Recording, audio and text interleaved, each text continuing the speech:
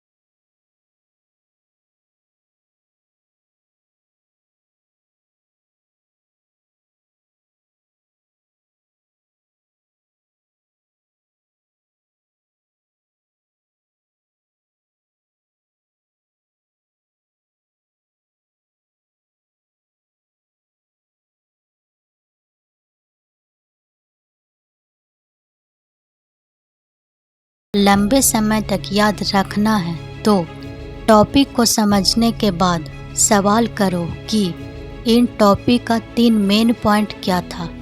अगर मुझे इसे अपने किसी फ्रेंड्स को समझाना हो तो मैं कैसे एक्सप्लेन करूँगी। इससे तुम्हें आइडिया मिलेगा कि मैं कितना समझ पाई हूँ। Technique number 2, spaced repetition.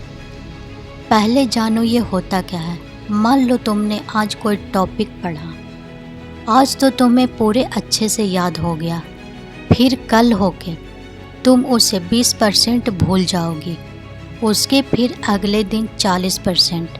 इसी तरह कुछ दिनों बाद वो टॉपिक तुम्हें 0% याद रहेगी, सब कुछ भूल चुकी होगी। तो यहीं पे फॉलो होता है स्पेस्ड रिपीटेशन। ये कैसे यूज होता है चलो जानते हैं।